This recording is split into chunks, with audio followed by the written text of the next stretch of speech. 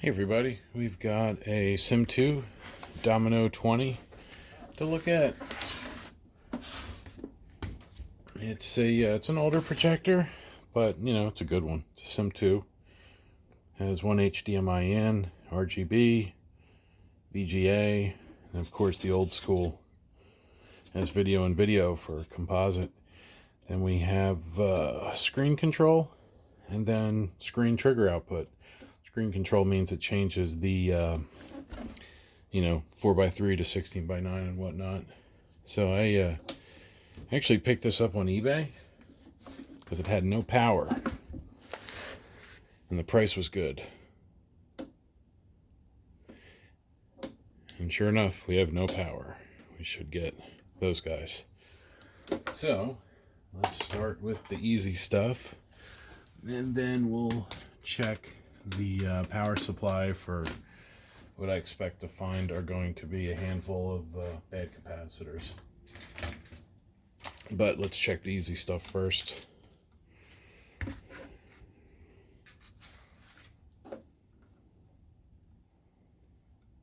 That one's good. Let's see if the spare is good.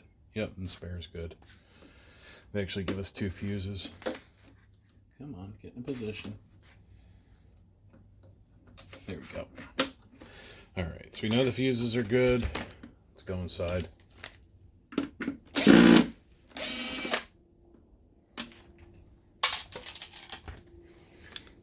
And if you've never opened a Sim2, it's pretty straightforward.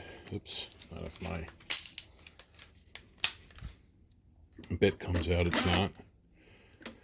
There are these 2 screws in the back. Depending on the chassis, some chassis are different. And then those 2. Then the top will lift off. This is how you also replace the lamp. Some do have an opening in the bottom. This does not. And I have the handle flipped out. Usually the handle's like that, so I'll flip it back because I was carrying it. There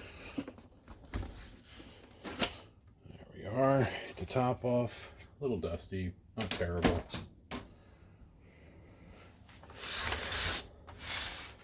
Lamp goes in there. DLP, color wheel, power supply, and ballast. Now that it's open, you need to get inside. You need to get this screen off here, this whole metal piece. So that can stay. But these guys come out.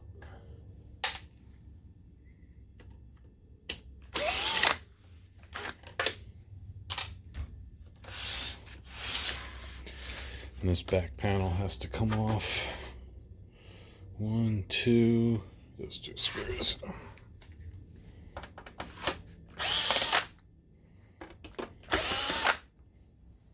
I've always liked Sim2 a lot. They make a nice projector. Come on.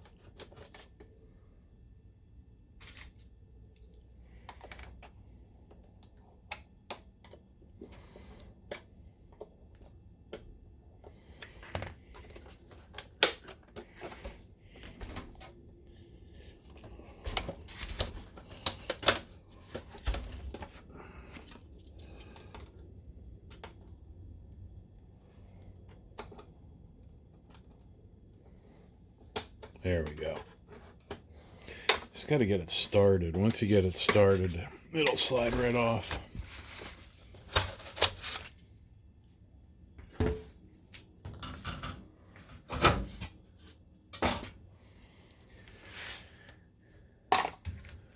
Because the power supply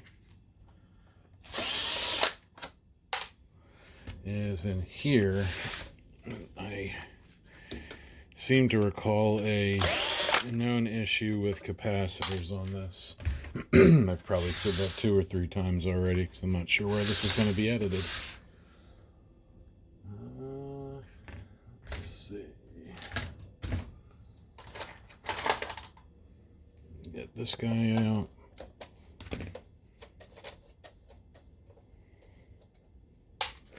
And then we have some security screws.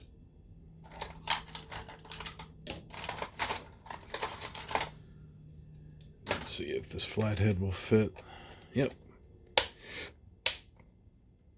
Come on. Yep, there we go. Got that pin out.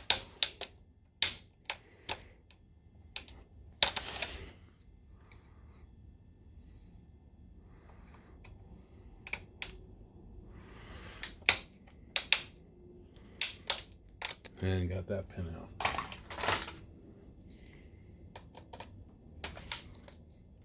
Then we'll just stick a T8 in there and away we go. The security screws crack me up. Obviously it's got some dust, so we'll need to deal with that. And we will check the lamp first. Get that off.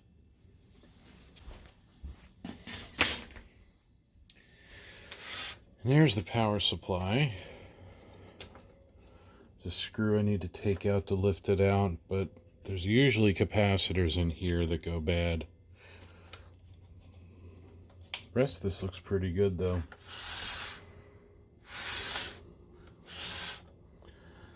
So that will have to come out. Now that's kind of loose. I wonder if somebody else was in here.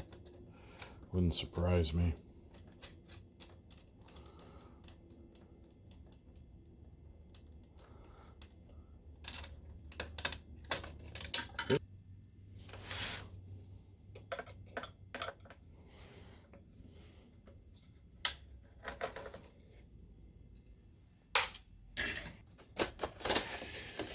The lamp up, and we'll get the lamp out of the way. Plug you. I also want to take a quick peek at the lamp. Lamp is well used. It's a Osram, I believe. We'll replace it with a Phillips. But I'm just gonna lay that over there. Yeah, and it looks like there's 2 screws in the bottom of that board, so that means this whole metal thing has to come out. Oh. Forgot, some of these are really a pain to get apart.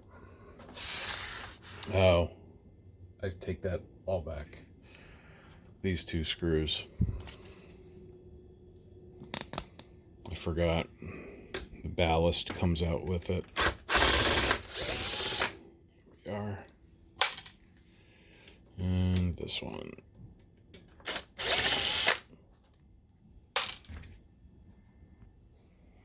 Alright, so we get the wire up past those clips, and now with those 2 screws out and unplugging the ballast control wire, just going to grab it by that nub, and the whole thing just, you gotta wiggle a tiny bit, but that'll come right out. Now we can actually get into things. We need to take this screw out, because we need to disconnect this half. Yeah, see, somebody was in here. Look, those are loose. And those do look like original capacitors on a first glance. So let's get that one out. And then that one. So these are long-ish. And let's get the ballast out of the way. This is just a, it's a pretty standard Osram 120 watt ballast. You see a part number right there, PTVIP 120 AC 380. 380 is the DC input. 120 watts is the wattage output. There's the MOSFETs for, essentially it's an H bridge. So, control board. And now, this is the board of the hour. Let's get that one out. I keep forgetting these screws are stainless. Oh, maybe they're not. Let's see. Oh no, they're just steel. All right. Get them out of the way. And the first thing we'll do is we look for skid marks. I do see heat. There's a resistor there. That's okay. But nothing's burned. That's good. The capacitors in question are in there. That one. That one. There's three. There's two or three. I usually change these guys too. Any of the blue ones. The brown ones are Nichicon. They could be changed, but they're not bloated and they don't get too hot. These get hot and these get hot. You can see the plastic on top of that big filter cap. Make sure that didn't vent. Nope, it just dried out. See, that's just from heat.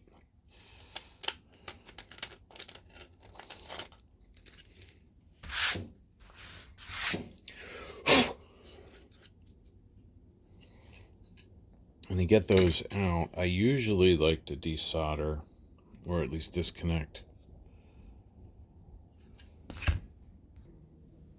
And in the past, I've desoldered all of these, but let's try. Actually, I'm going to leave that. Let's try and take these screws out. Let's see if this one's long enough. Yeah. I need a thin tip.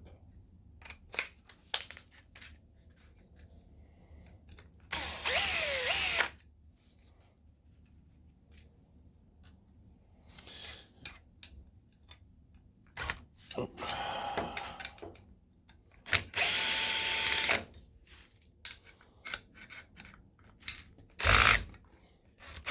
Ah.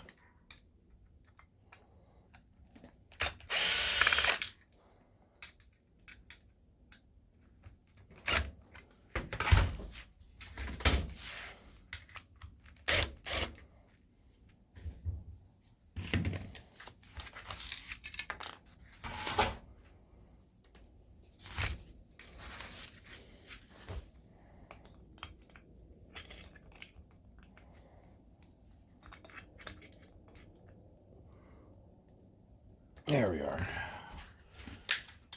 Let me put this one. Oh, yeah, and that one's loose. This is weird. Yeah, I think somebody else was in here and just didn't know what they were doing. There we are.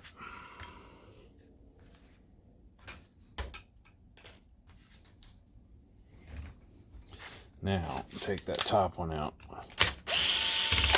There we are. Yeah, much better.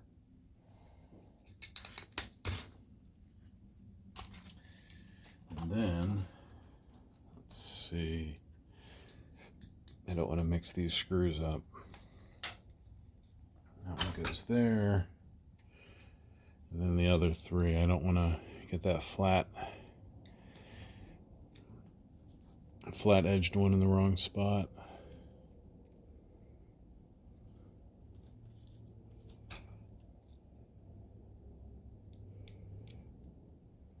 There we go.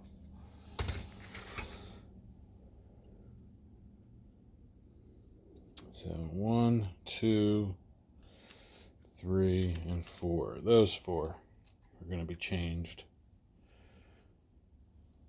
Let's see, what do we have? We have a 47, 247 at 63s. And then 47 at 63. And what is that last one? 47. All right, so we have 4 47 at 63s. Let me see if I have any. So I've wetted and marked the old capacitors. Just going to add a little bit more just to get that solder ready to pull off. And then the 2 down here. And we'll switch out these old ones for some new ones that are reliable. So I'm going to start with the solder pump. I know a lot of people don't like desoldering pumps, but I got to say I've always had good experience with them.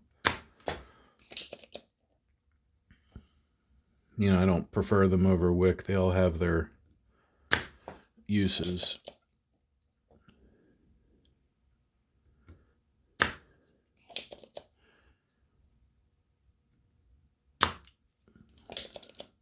Just find that you have to get the solder hot enough.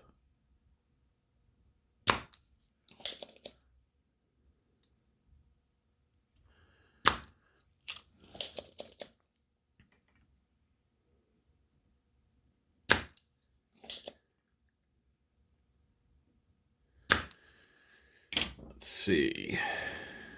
Let's see how loose these are.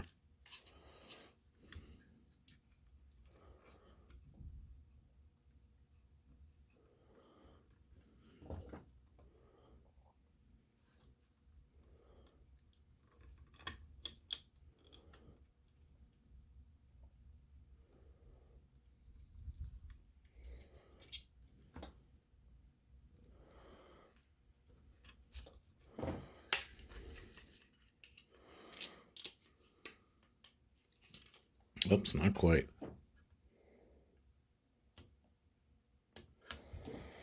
All right, there's one.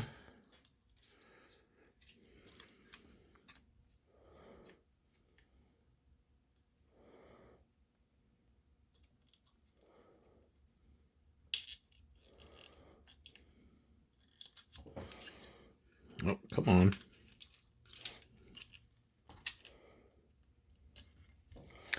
There's two.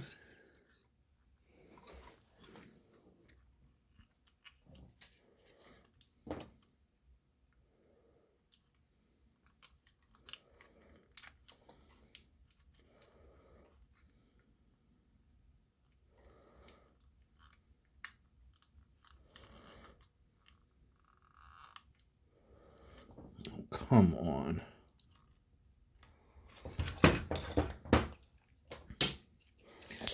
Don't want to tear that pad up.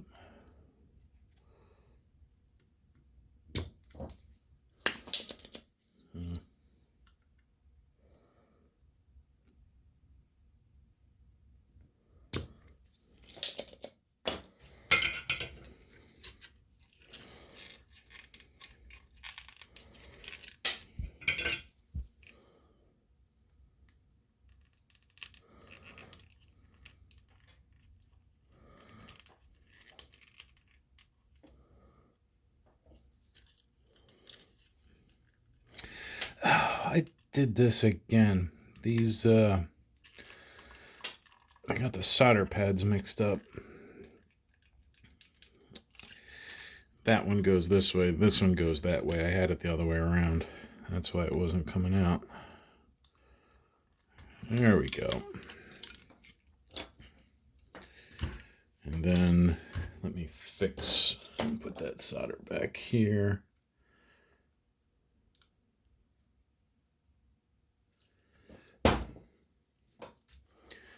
I was accidentally trying to desolder C208 there. There was no need. But that does mean I need to desolder this point. Get it hot. Hit it with the pump. Get that wire out of the way. And let's see if this lead will pop loose.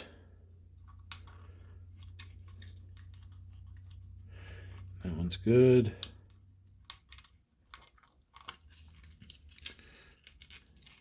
There we are. And we'll just check these holes and make sure. Yep, they're ready for new capacitors. So fortunately, like most good electronics, the polarity is marked. So I'll be installing some Nichicon brand 47 at 63s. In fact, if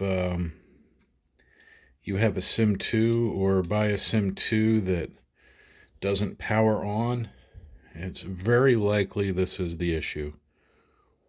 I've fixed, oh man, I don't even know how many. I've lost count. One of the first things I look for in an older Sim2, at least with this power supply style, are these specific capacitors. I'm sure you could recap the rest of it, but the rest of these are all Nichicon brand, unlike the old ones, which were kind of cruddy. No names. Then let's put these back in.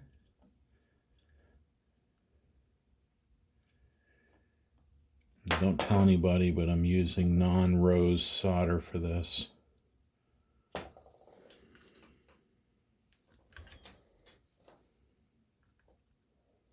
Using some good old lead tin.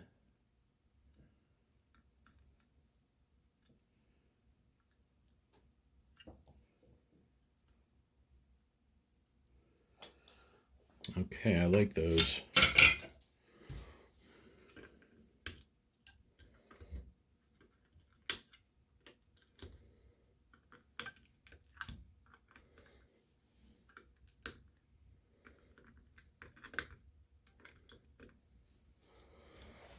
There we go. Let's clean that up a little.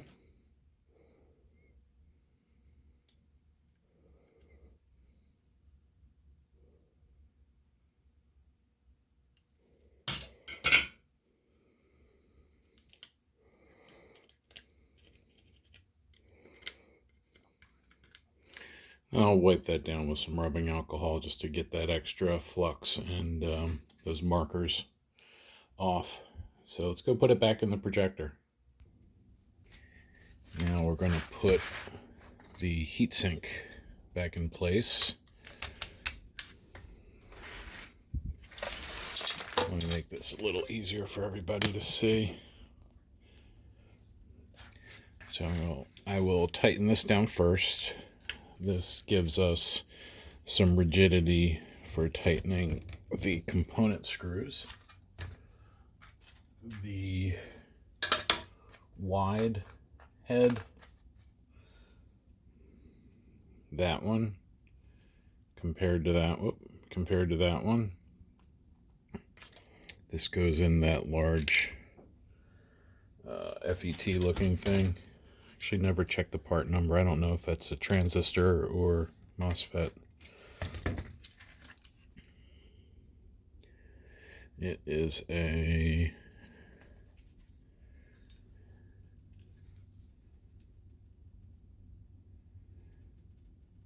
okay, it's a W20N something, so that means it's a MOSFET, 20 amp something or other.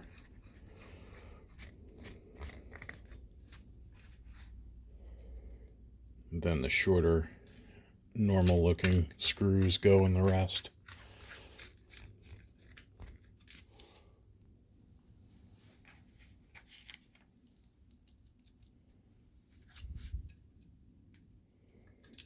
Oops.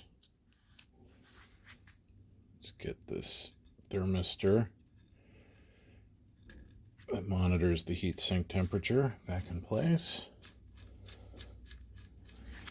I'm just going to put my finger on the side so it doesn't twist too far and bend the wire. And then we have a diode. And there's no insulation between that diode and the heatsink, which is fine. There we are. Looks good. Let's get that guy a little. Then let's drag our power supply frame back over.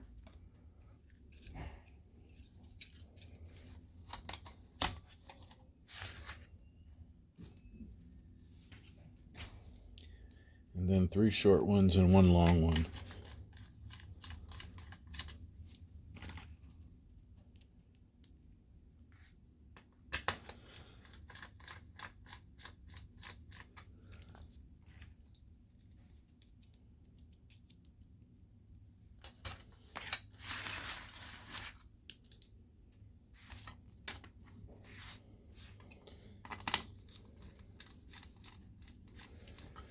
here's one of the last short ones.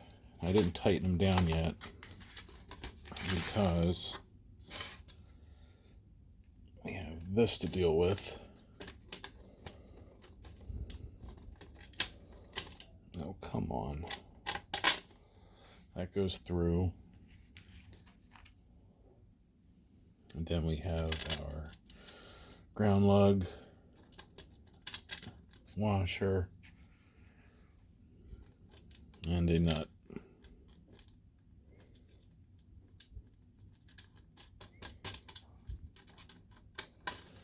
And this is that ground lug for the lamp housing. Now we can tighten the rest, because you need to make sure that ground lug lines up. So I put that in, and then I'll tighten up the other ones.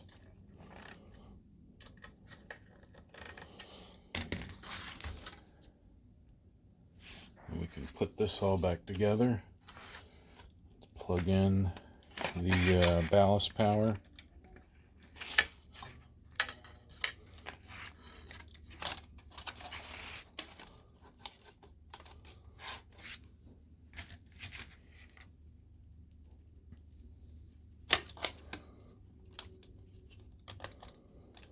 We have one here and two on the sides. Let's snug it but not tighten it. So you need a little bit of wiggle room.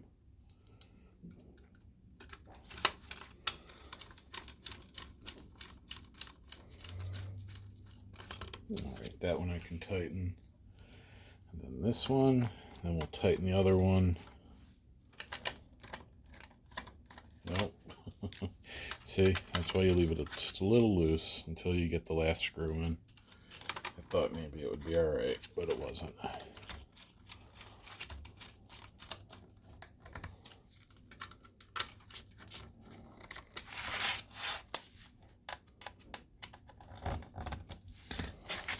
And then we'll set the this pulled out, so we'll set that back in place. It catches that little nub.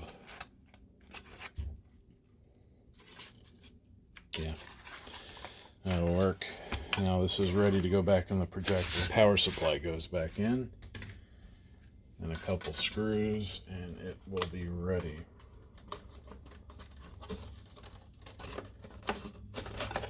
Drop this down.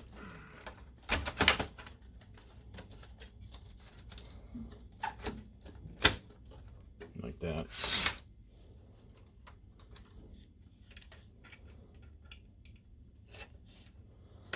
That. Then we have our bottom screw.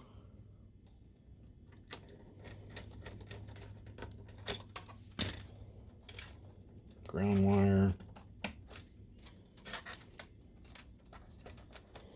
Get that in there. And we'll get all these in there too.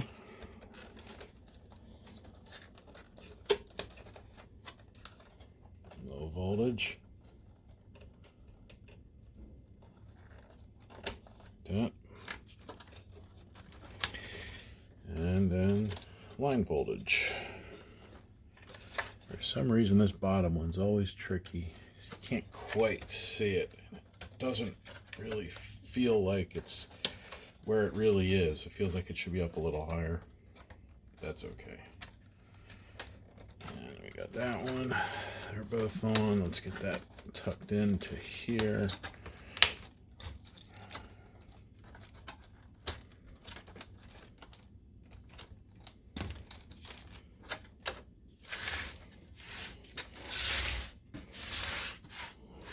So far, so good. Oops. That will go there. Like this. Yeah, I like it. And then the ballast control wire.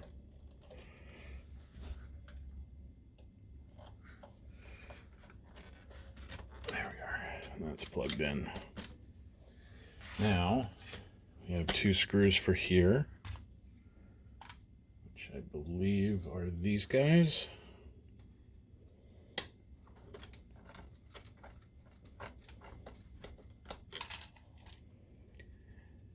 And then before we screw the top on, we're going to put the shield on, but we'll turn it on with this shield secure before we consider it fixed.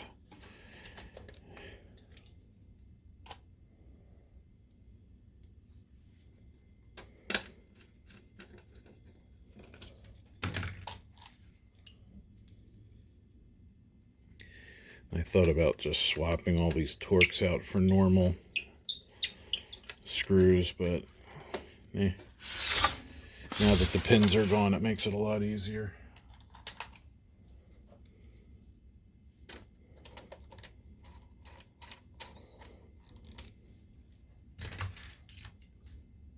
Because really, once the pins are gone, they're just screws. Nothing special.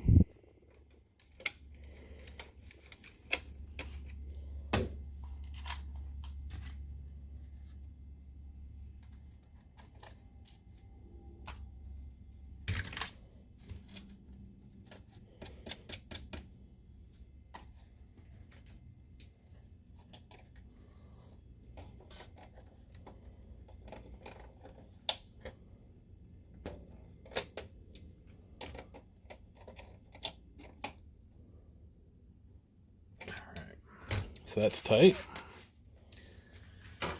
We have the back ready to put on. Just keep that here so I can use that as a reference. Let's get power.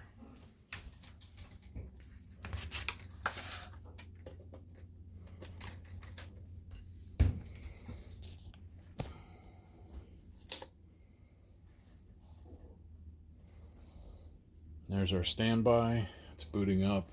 Once the green light goes off, we can turn it on.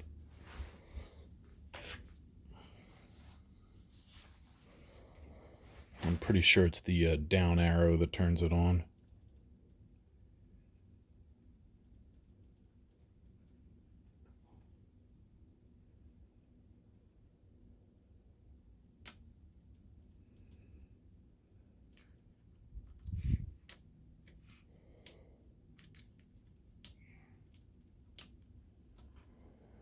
I had it the other way around. It's the right arrow that turns it on.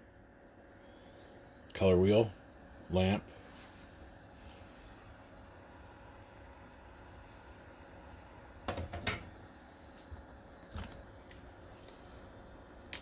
There's menu. Go to test pattern. It's still coming up to brightness. There's the box. I think the next one's white. Maybe? I don't know. No? Alright. Menu. Initial settings. Confirm yes. That's good to go, and that fan's nice and quiet. I like it. I like it, I like it. Now that I know the picture's good, we're going to finish reassembling it. There are a couple screws for the side I need to put on. That one. And then this one. Come on. There we are. Like it. Now I'm just waiting for the fan to shut down, and then can put the rest of the screws back in. But really all we had to do, the main thing, was changing these fellers out. They're probably good. We'll check them before we call it, but they probably had a high ESR. So first things first, we're going to put the back panel on. That's a little tricky. You see that groove right there? You want that groove to slide over that. Just give it a little love. There we are. Or a lot of love. And then those guys will clip in. And then you have two screws on the back.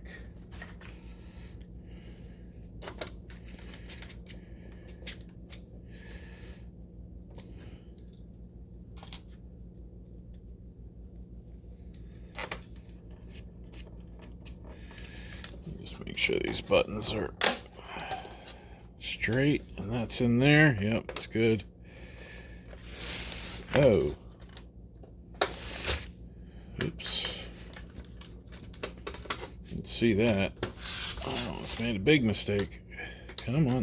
There we are. Ah, much better. Much better. Okay, that's good. Let's see. And now we put the top on.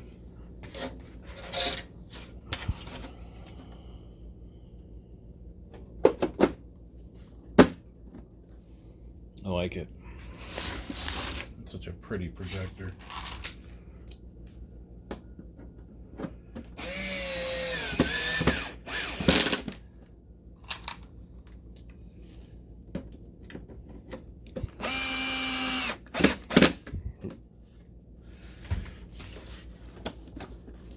And then these two, and then we'll give it a little wipe down and it'll be finished.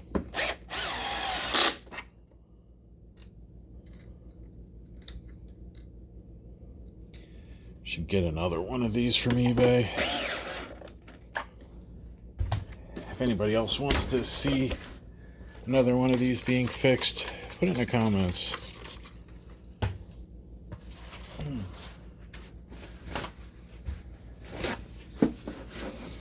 There we go. Get all that dust off it.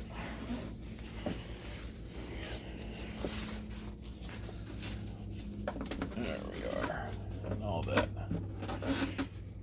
All those fingerprints are cleaned out. I like it.